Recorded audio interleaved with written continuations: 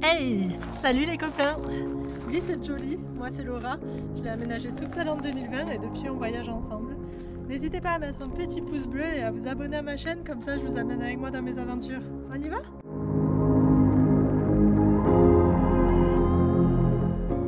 Salut les copains! Aujourd'hui on va faire un peu le bilan de mon road trip en Norvège. Je suis trop contente et je suis trop contente de vous faire cette vidéo. Ça fait plusieurs fois qu'on me la demande. Alors je pensais vous faire d'abord mes coups de cœur en Norvège en sachant que je suis arrivée, j'ai passé la frontière au niveau d'Oslo, donc en fait vous n'aurez pas le sud-sud puisque je ne l'ai pas visité. On va parler ensuite de petits conseils et petits tips, surtout quand on voyage en van en Norvège parce qu'il y a quelques petites choses qu'il faut savoir. Et en dernier lieu on va quand même aborder le sujet qui fâche, le sujet du budget. Donc on va déjà commencer par les coups de cœur.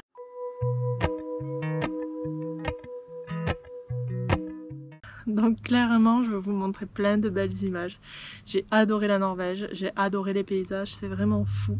Alors déjà, le premier parc naturel où je suis allée, où les bidous m'ont rejoint, c'est le parc naturel de Hardangervidda. Je suis désolée, je regarde mes petites notes parce que sinon je prononce mal ou j'oublie des lettres. Donc c'est vraiment magnifique, je vais vous montrer quelques images, il y a plein d'églises en bois debout. Enfin, c'est vraiment super sympa, je vous le conseille, il y a des lacs, c'est magique. Donc voici les images.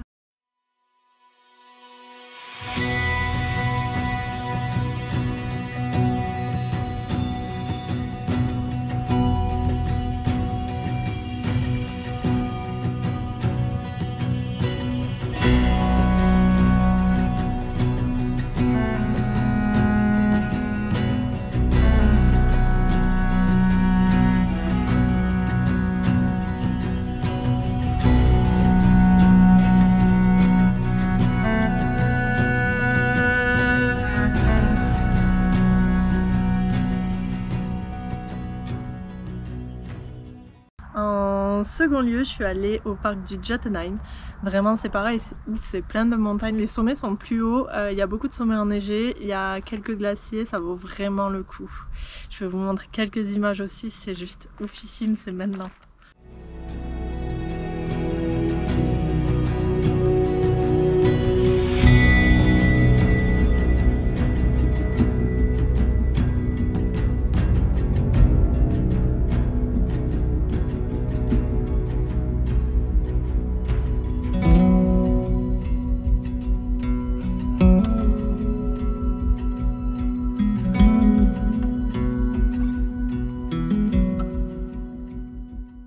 Ensuite, je ne l'ai pas fait dans ce voyage-là, je l'ai fait il y a 3 ans avec ma maman sur un autre voyage en Norvège. Mais je vous conseille vraiment d'aller à Bergen, c'est une ville magnifique, et de faire le funiculaire. Donc je suis désolée, j'ai pas d'image du coup sur ce voyage-là, puisqu'à l'époque je faisais pas encore de vidéos. Mais vraiment, je vous conseille la ville de Bergen, c'est magnifique. Ensuite, ouais, je vous conseille de passer par la route de l'Atlantique. Je vous montre des images tout de suite que j'ai faites avec le drone, c'est juste trop beau.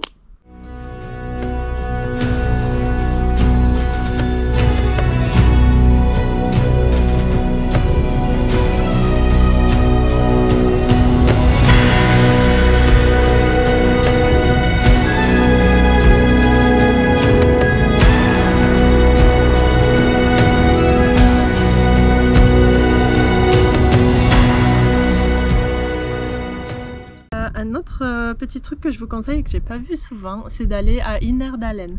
En fait c'est un parc aussi je pense, et vous avez une rando qui monte au village qui est pas si longue que ça, donc c'est tout à fait abordable et c'est vraiment très beau, c'est que des maisons avec les toits de chaume, enfin ça vaut vraiment le coup, donc n'hésitez pas à faire ça.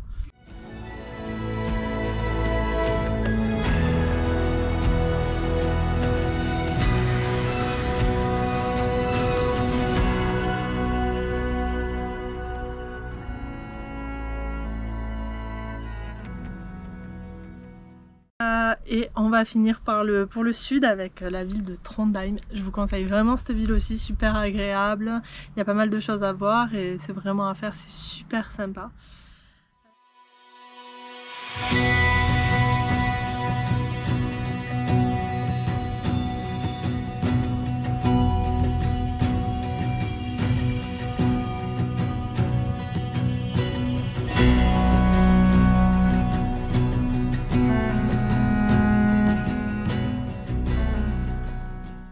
Ensuite, en fait,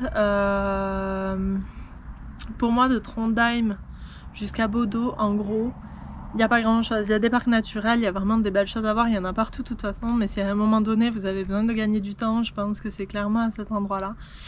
J'ai fait quelques parcs où il y a surtout des rivières pour pêcher le saumon, voilà, mais c'est super sympa quand même, hein. Mais voilà, avant Bodo quand même, parce que du coup, entre Mo i Rana et Bodo, j'ai pris la route 17. Et vraiment, je vous la conseille, cette route, elle est juste magnifique. Et sur la route 17, vous avez le glacier de Svartisen. Je vous montre des images maintenant, c'est juste trop trop beau.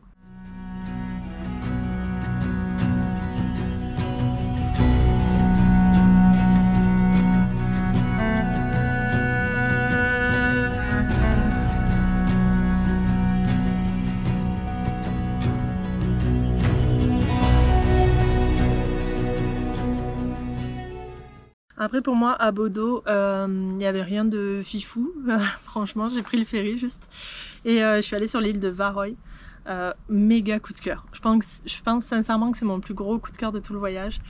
Je vous le conseille. Après c'est une petite île, ça fait 18 km² donc c'est pas non plus la peine de prévoir une semaine sur l'île. Mais clairement 3-4 jours ça les vaut amplement. Sachez pour ceux qui voyagent en van ou en camping-car que sur l'île il y a un spot camping-car avec de l'eau gratuite, des toilettes et une vidange. Et vraiment il y a des randos magnifiques. Vous avez le point Instagram comme ils appellent ça, qui clairement est un point Instagram, c'est magnifique. Mais vous avez aussi toutes les autres randos de l'île qui sont juste magiques. Donc n'hésitez surtout pas à aller à Varøy. Je vous mets des images et sachez juste aussi que pour le ferry, ça coûte pas plus cher en fait de faire Bodo-Varøy, Varøy-Moskenes que de faire Bodo-Moskenes pour aller directement sur les Lofoten, donc ça vaut vraiment le coup, c'est maintenant.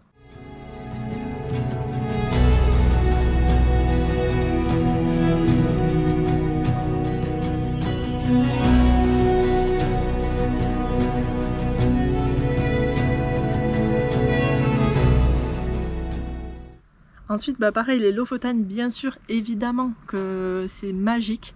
Après pareil, j'y étais allée sur un voyage précédent, donc cette fois-ci j'ai tracé parce que bah, clairement il y avait trop de monde pour moi. Donc vous n'aurez pas d'image sur ce coup-ci des Lofoten, juste une rando que j'ai fait, donc je vous la montre. Mais évidemment les Lofoten c'est à faire après un été, il y a vraiment trop de monde à mon goût. Voilà.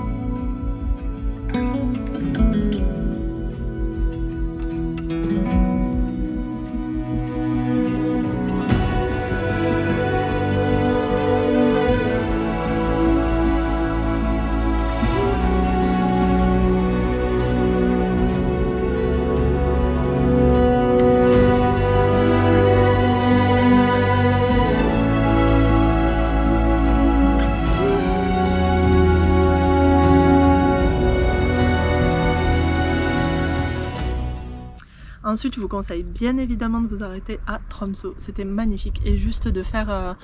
alors, vous pouvez y monter en téléphérique, il me semble. Je ne veux pas dire de bêtises. Sinon, moi, je l'ai fait à pied parce que le téléphérique était quand même très cher. Et à pied, c'est tout à fait abordable. Vous avez 1203 marches. Il y a les numéros sur les marches. Et la vue est juste dingue. Je vous montre ça tout de suite. Et il y a la cathédrale arctique aussi à faire.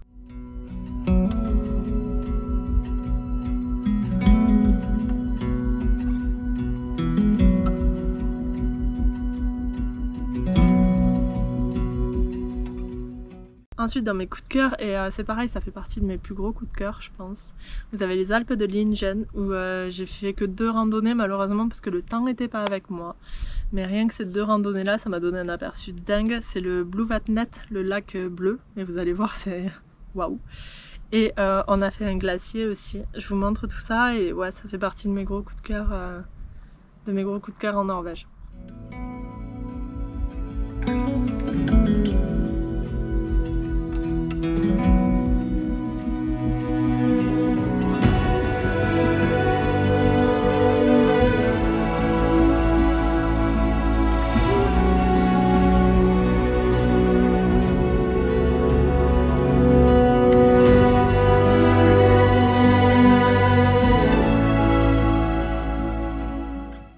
ensuite en fait après le temps était pas avec moi, donc je me suis juste arrêtée à Alta pour faire des courses, mais bon j'ai rien vu de fabuleux. Il y a un plateau avant Alta qui a l'air magnifique, mais j'avais pas la météo avec moi. Et donc je suis montée directement au Cap Nord, donc évidemment le Cap Nord, gros coup de cœur aussi, grosse émotion, enfin voilà. Vous avez une vidéo d'ailleurs sur mon arrivée au Cap Nord, je pense que c'est la vidéo où je suis le plus émue. Donc je vous montre ça tout de suite.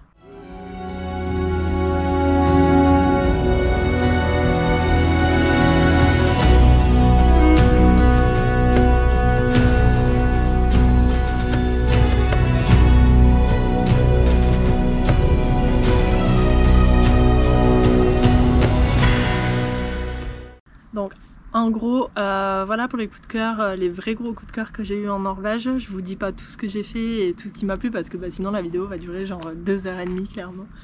Mais ouais, c'est vraiment ces coups de cœur là les plus importants. Alors maintenant on va passer aux petits conseils et aux petits tips pour la Norvège, surtout si vous êtes en van ou en camping-car.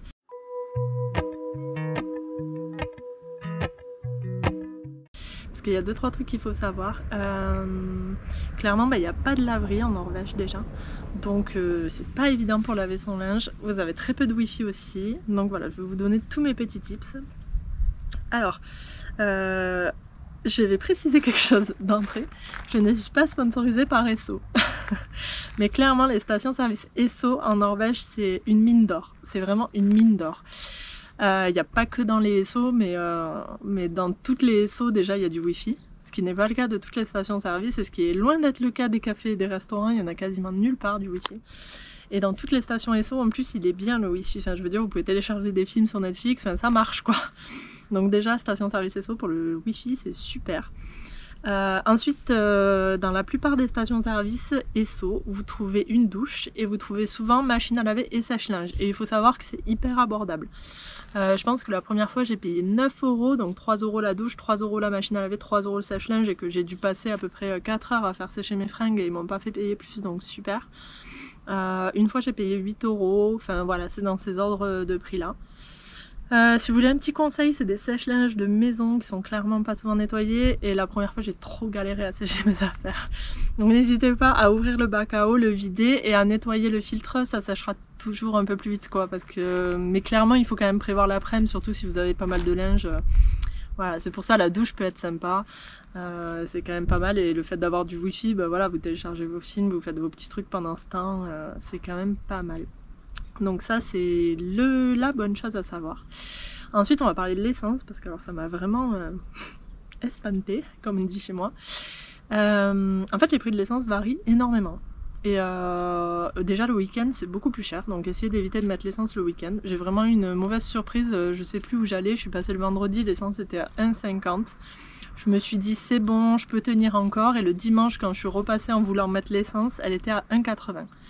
Donc quand même gros écart et impossible de trouver une station où elle était à moins de 1,70 €, donc voilà, c'est quand même un bel écart de prix. Le reste de la semaine, dans le sud, vous la trouvez entre 1,45 € on va dire et 1,70 €. Et dans le nord, c'est plus entre 1,55 € et 1,80 €. Dans le nord, c'est plus cher quand même. Mais voilà, quand vous voyez une station avec un bon prix, du coup, même si vous êtes qu'à la moitié ou qu'il vous manque qu'un quart, sincèrement, je vous conseille de compléter et comme ça, au fur et à mesure, c'est le mieux, je pense, et ça vous permettra d'économiser pas mal de sous. Voilà. Petit tips pour le Cap Nord. Quand vous arrivez, vous avez une espèce de guitoune où la nana va vous demander de payer. Enfin, voilà. Sachez que vous n'êtes pas obligé de payer. Vous payez uniquement pour rentrer dans le bâtiment du Cap Nord, là où il y a le musée, le restaurant et la boutique. Alors, moi je ne savais pas, donc je suis quand même allée à la boutique, on m'a rien dit. Mais a priori on ne peut même pas rentrer dans le bâtiment si on n'a pas payé. Mais si vous voulez juste passer votre soirée nuit au Cap Nord, regarder le soleil de minuit, faire le monument, voilà, c'est gratuit. Donc en arrivant vous dites just parking et vous n'allez pas payer. Je vous dis ça parce que les amis bretons que j'ai rencontrés à ce moment-là avaient payé sans savoir qu'il y avait une possibilité de ne pas payer. Donc c'est vrai que c'est quand même important à dire. Je pense qu'au niveau des tips et des conseils, on est pas mal. On m'a demandé un peu pour les spots. Pour les spots, j'ai beaucoup pris Park4Night parce que ils donnent aussi les stations-service avec avec les machines à laver, tout ça, donc c'est quand même cool. Les spots, en effet, c'est pas compliqué de trouver des spots, sincèrement, mais en Norvège, il faut savoir qu'il y a beaucoup de spots de bord de route parce que il n'y a pas beaucoup de pistes, en fait, il n'y a pas beaucoup de routes secondaires. Après, la plupart du temps, la nuit, c'est très peu fréquenté, donc il n'y a quasiment aucun bruit, donc on dort très bien. Mais ouais, il y a beaucoup de spots de bord de route quand même, donc c'est à savoir.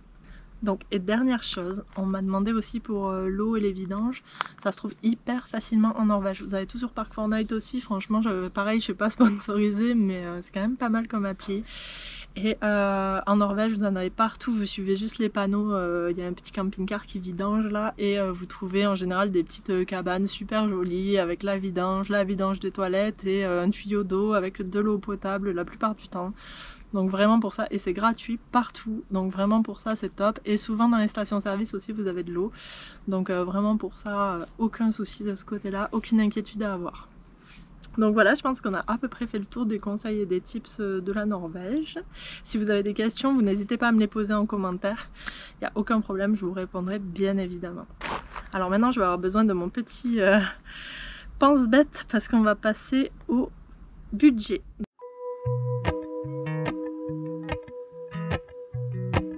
Donc le budget de la Norvège, clairement c'est réputé pour être un pays cher et je vais pas vous mentir, c'est un pays cher sur pas mal de points. Donc moi je suis restée 41 jours en Norvège au total, donc depuis mon arrivée au sud jusqu'à mon arrivée en Finlande, à la frontière finlandaise, 41 jours. En termes de kilomètres, j'ai fait exactement 4120 km et j'en ai eu pour 854 € d'essence quand même. Donc franchement le budget essence il est quand même conséquent, en sachant que j'ai essayé de faire attention à pas mettre l'essence le week-end, etc. comme je vous disais dans les conseils, mais voilà, budget essence conséquent. Ensuite, en termes de courses, d'alimentaire, c'est ce qui est le plus cher je pense. J'en ai eu pour 786 € en sachant que vous pouvez faire beaucoup moins cher selon votre alimentation. Moi j'ai clairement pas fait l'impasse sur les fruits et légumes parce que j'en avais pas envie de faire l'impasse dessus quoi. Donc c'est clairement ce qui coûte le plus cher puisque la plupart des choses sont importées. Après n'hésitez pas à prendre des fraises sur le bord de route. En France c'est pas forcément gage de qualité, mais en Norvège elles sont super bonnes, donc n'hésitez surtout pas si vous y êtes à la bonne saison. Il y a pas mal de baies à trouver dans la forêt et tout ça, donc voilà, mais clairement la bouffe c'est cher. Ensuite j'ai dû faire 2 restos et prendre quelques cafés, j'en ai eu pour 324 € de resto parce qu'il faut savoir que la moindre pizza est à plus de 20 €, donc pareil quoi, faut y penser. Le café est très cher aussi alors qu'il est dégueulasse, donc je vous le conseille pas. Et toujours pareil, je fais ma petite pub pour Esso. À Esso le café est à 2,50 € et il est franchement pas mauvais par rapport aux autres cafés. Je ne suis toujours pas sponsorisée, Esso si vous m'entendez. Donc voilà pour la bouffe, c'est quand même pas donné. Et ensuite j'ai pris un forfait téléphone pour avoir des datas parce que j'avais un forfait avec peu de data. Tout ce qui est machine à laver, douche, parking et les gros ferries. Je vais vous expliquer pourquoi je vous dis uniquement les gros ferries. J'en ai eu pour 280 € en sachant que prendre un forfait téléphone c'est assez compliqué et c'est assez cher. Il me semble que je payais plus de 50 € pour avoir 30 gigas, donc franchement pas ouf du tout. Et que c'est hyper compliqué parce que n'achetez pas, en fait ils vont vous vendre dans les tabacs une carte SIM prépayée comme dans les autres pays sans vous expliquer. Sauf qu'en Norvège, si vous n'avez pas d'identifiant norvégien, vous ne pouvez pas activer la carte SIM. Vous êtes obligé d'aller en boutique Telia en général, enfin moi je suis allée chez Telia. Et là il arrive à vous activer la carte SIM sans identifiant norvégien. Mais vous êtes obligé de prendre la carte SIM en même temps. Si vous l'avez pris avant, il va vous la bazarder. Donc c'est ce qui m'est arrivé. Donc voilà, clairement vous perdez des sous, déjà que les datas sont chères, je vous le conseille pas. Et ensuite je vous parle uniquement des gros ferries parce qu'en fait tout ce qui est petits ferries entre les îles, petites correspondances, etc. et les villes, parce qu'il faut savoir que les villes sont payantes, donc Trondheim, Bodo, Bergen, il me semble que même Tromsø, enfin voilà, en fait à l'entrée des villes vous avez des portiques qui vont prendre en photo votre plaque. Et pareil dans les petits ferries, ils prennent en photo les plaques. Et vous allez recevoir la facture, apparemment c'est dans les 3 mois qui suivent, donc clairement j'ai pas encore reçu la facture, en plus du coup je suis pas chez moi. Donc ça je vous ferai peut-être soit une autre petite vidéo, un petit update, quelque chose pour vous donner le tarif, mais du coup là sur mes 280 € vous n'avez uniquement que le ferry Bodo Varoy, Varoy Moskenes et le ferry pour aller sur l'île d'Andoya à l'île de Senja. Donc tous les autres ferries, surprise surprise, dans 3 mois. J'espère que ça va pas trop douiller non plus quoi. Donc voilà, donc en fait mon bilan total c'est 41 jours en Norvège et 2240 € de budget, tout compris. Voilà. Et pour ceux que ça intéresse, parce que du coup ça m'est arrivé, donc je peux vous donner l'info. J'ai eu un souci de pneu sur Jolly et en fait j'avais pris quelque chose dans le pneu et j'ai voulu le faire réparer, mais mes pneus étaient déjà bien usés, je savais qu'il fallait que je les change dans pas longtemps, donc je me suis dit bon bah on va les changer. J'en ai eu pour 330 €, montage inclus, donc ce que je trouve pas non plus hors de prix par rapport au prix de France pour 2 bons pneus avant. Voilà, c'est à peu près tout ce que j'ai à vous dire, je pense, sur la Norvège. N'hésitez surtout pas, si vous avez des questions, vous me les posez en commentaire, je vous l'ai déjà dit, mais c'est important, je vous répondrai sans souci.